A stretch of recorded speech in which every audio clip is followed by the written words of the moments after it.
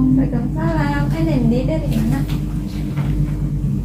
Ini teh punya tugas ini promosi kesehatan. Tentang apa? Nih tentang keputihan. Pas banget Tete juga sering keputihan. Tuh kenapa ya? Nggak bahaya sih teh, cuman ada juga yang berbahaya. Pokoknya teteh wajib tahu nih tentang keputihan ini nih. Emang apa sih? Jadi keputihan itu biasanya atau bahasa kerennya flour albus adalah kondisi vagina saat mengeluarkan cairan atau lendir menyerupai nanah yang disebabkan oleh kuman. Jadi keputihan juga nggak boleh dianggap remeh juga, soalnya bisa mengakibatkan kemandulan dan juga kanker. Jadi keputihan gitu ya? jangan dianggap remeh, ya benar. Serem banget ya. Jadi hampir 75% wanita di dunia ini pasti mengalami keputihan setidaknya sekali seumur hidup, serta 45% diantaranya bisa ngalamin 2 kali atau lebih. Di sini juga ada faktor penyebab keputihan teh. Apa aja tuh? Jadi keputihan kan tergolong menjadi 2, ada keputihan normal sama keputihan yang tidak normal. Jadi keputihan normal itu disebabkan oleh adanya rangsangan seksual, kehamilan, penggunaan kontrasepsi hormonal, dan juga saat menjelang menstruasi. Di sini juga ada ciri-ciri keputihan yang normal, itu berwarna jernih, hampir putih atau jernih hingga putih. Terus strukturnya kenyal seperti lendir, tidak berbau dan tidak menimbulkan keluhan lainnya. Sedangkan keputihan yang abnormal atau tidak normal itu disebabkan oleh infeksi jamur, bakteri atau parasit di dalam vagina. Jadi keputihan ini dikatakan tidak normal jika perubahan warna, seperti warna kekuningan atau kehijauan. Terus bentuknya juga bergumpal-gumpal dan aromanya sangat menyengat seperti bau busuk dan bau amis. Terus di sini juga ada beberapa faktor resiko yang memicu keputihan yang lebih sering pada remaja. Apa aja tuh?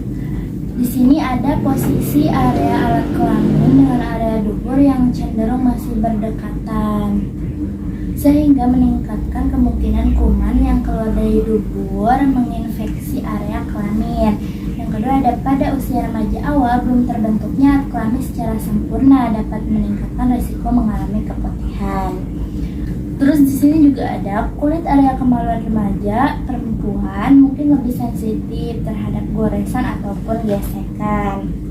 Selanjutnya, mukosa vagina pada awal remaja yang masih tipis dan kondisi rongga vagina yang memiliki ketidaksamaan pH yang netral, hangat, dan lembab dapat menyediakan lingkungan yang baik untuk bakteri berkembang.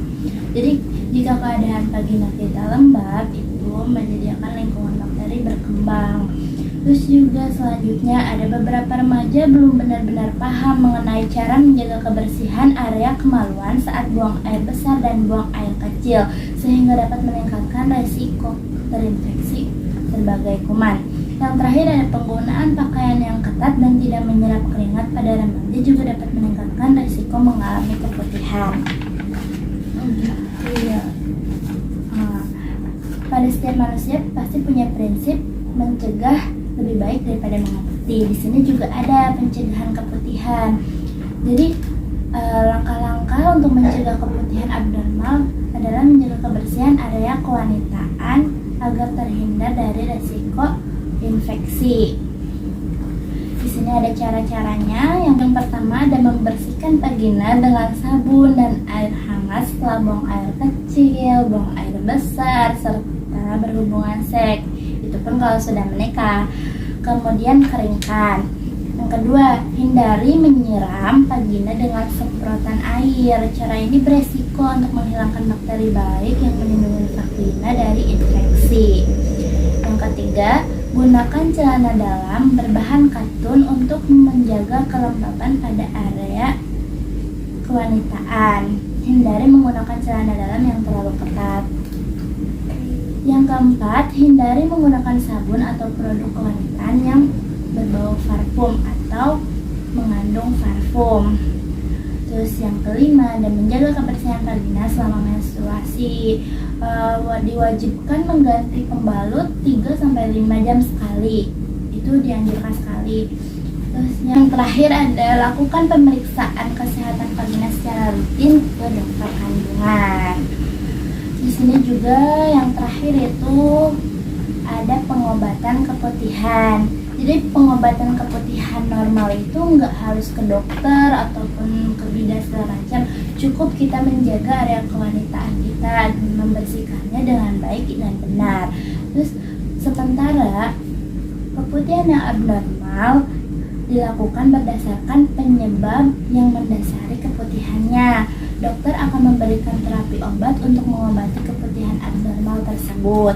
Selain dengan obat-obatan dari dokter, keputihan juga bisa diobati dengan obat tradisional. Segitu, tadi ada pertanyaan nggak? Obat tradisionalnya apa aja tuh ya? Jadi obat tradisional yang biasa dipakai untuk mencegah keputihan itu ada daun sirih, kunyit, asam, terus juga ada yogurt dan semacamnya. Oh gitu ya. Terus cara membersihkan vagina yang benar itu gimana sih? Cara membersihkan vagina yang baik dan benar itu seperti tadi ada di pencegahan keputihan, kayak tidak boleh menyiram vagina dengan semprotan air terlalu berlebihan karena bisa melukai vagina. Terus membersihkan vagina yang baik dan benar itu dengan tata cara mengusapnya dari atas ke bawah juga bisa. Tidak boleh memakai celana dalam yang ketat. Juga tidak boleh membiarkan area kewanitaan kita lembab karena itu rentan terinfeksi jamur. Segitu aja mungkin jawaban saya. Oh gitu. Apakah Teteh udah paham? Udah dong. Baik, kalau Teteh udah paham, mungkin saya mau mengeceknya sedikit, memeriksanya. Di sini saya punya beberapa pertanyaan. Yang pertama, apa Teteh bisa menjelaskan apa itu keputihan? Keputihannya itu kondisi vagina saat mengeluarkan cairan atau lendir seperti nanah yang diakibatkan oleh kuman. Betul. Terus juga di sini ada pertanyaan lain.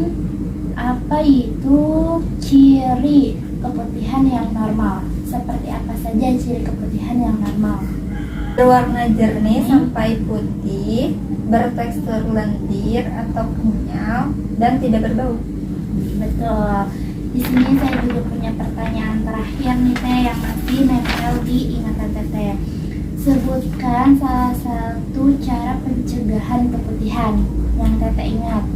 Ya contohnya saat kita menstruasi itu harus mengganti pembalut minimal 3-5 jam sekali. Ya betul sekali Teteh. Berarti Teteh sudah memahami semua apa itu keputihan, apa itu faktor penyebabnya, pencegahannya, sampai pengobatannya.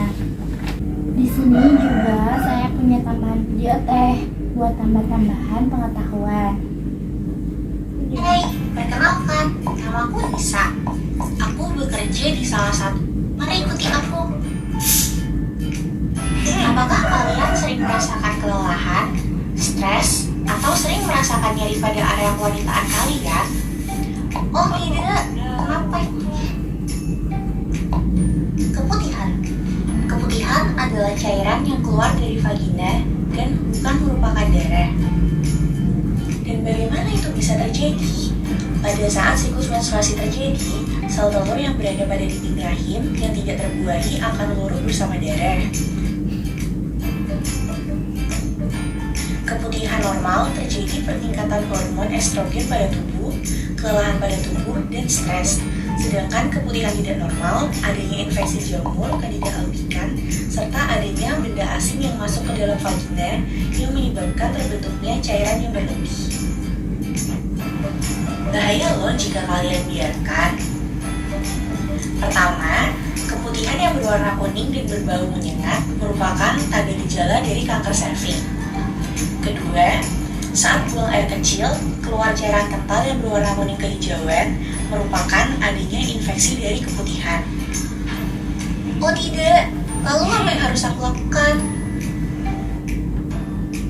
Yang perlu kamu lakukan untuk mencegahnya adalah dengan personal hygiene genitalia atau kebersihan daerah kewanitaan.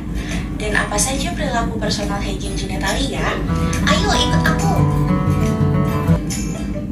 Yang bisa kamu lakukan adalah sebagai berikut.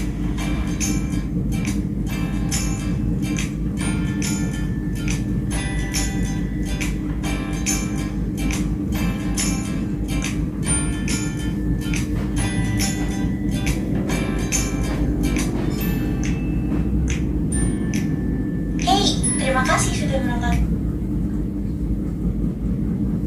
Apakah tadi dapat dijawab dengan video ini, Teh? Iya. Iya, saya kira cukup. Terima kasih Teteh sudah mendengarkan penyuluhan saya. Itu juga ini juga untuk kenyamanan untuk semua, buat kenyamanan saya, buat kenyamanan Teteh dan yang lainnya gitu. Semoga bisa bermanfaat.